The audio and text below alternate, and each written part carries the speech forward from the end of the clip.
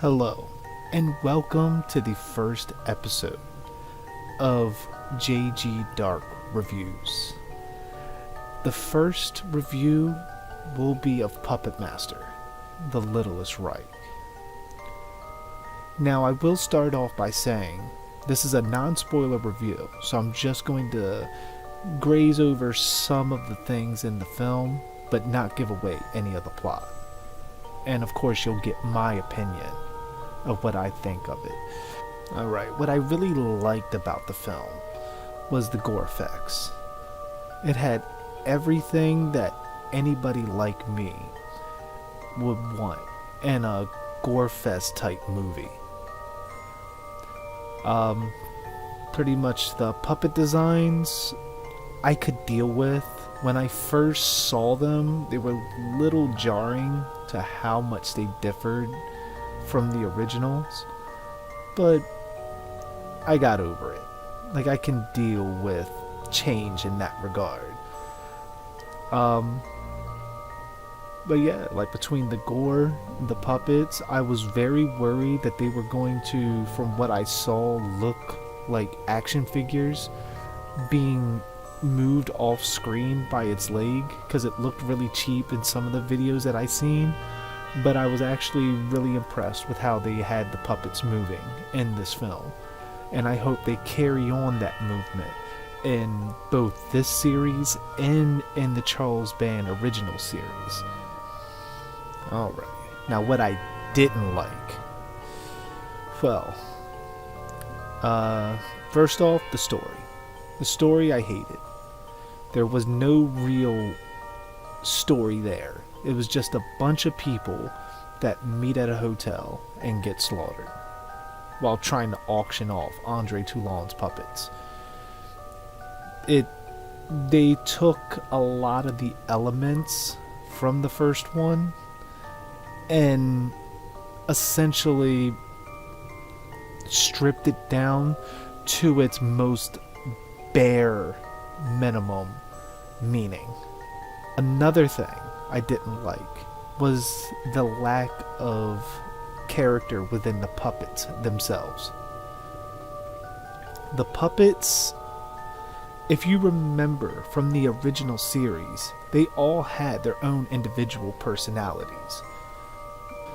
Whereas Pinhead was very Omri, he would attack, and he was very physically violent.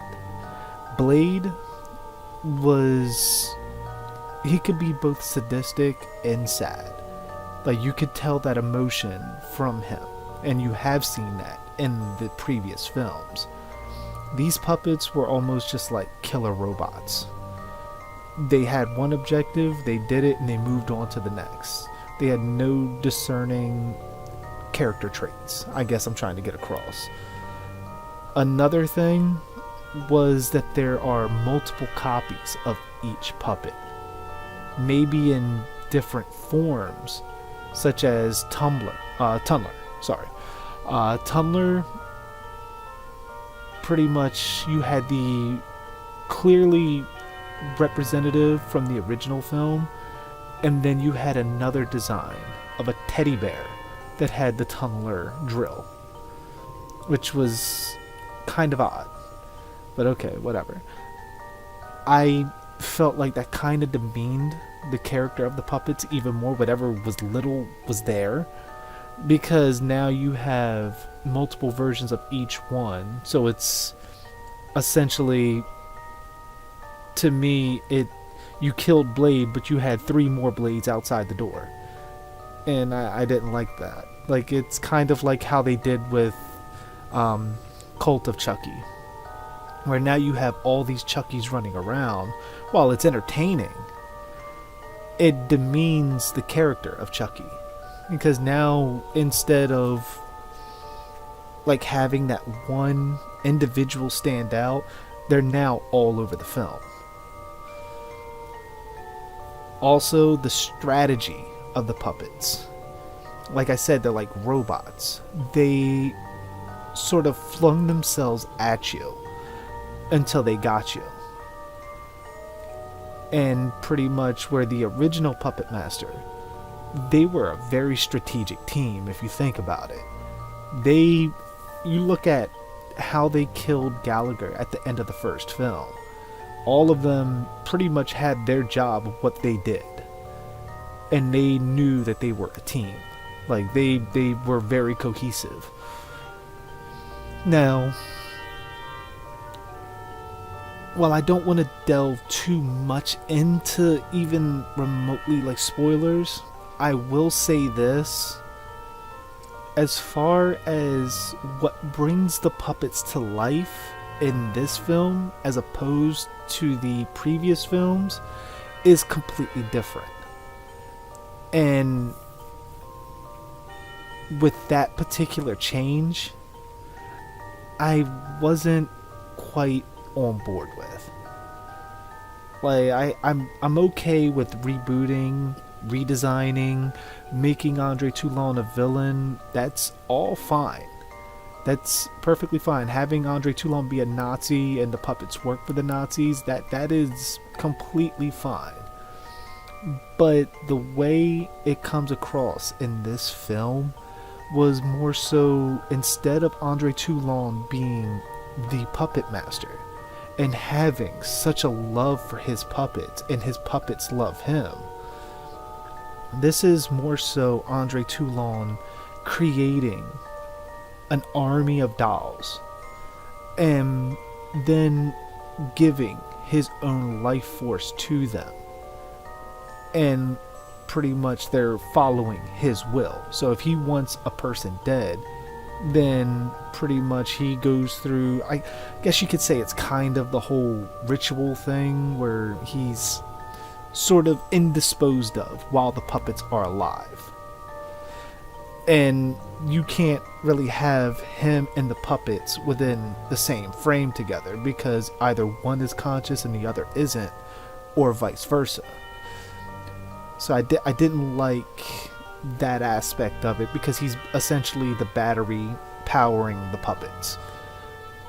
So they're not, in my eyes, the living puppets that we saw in the previous films. They're just robots that kind of use a mystical battery to come to life and come after people.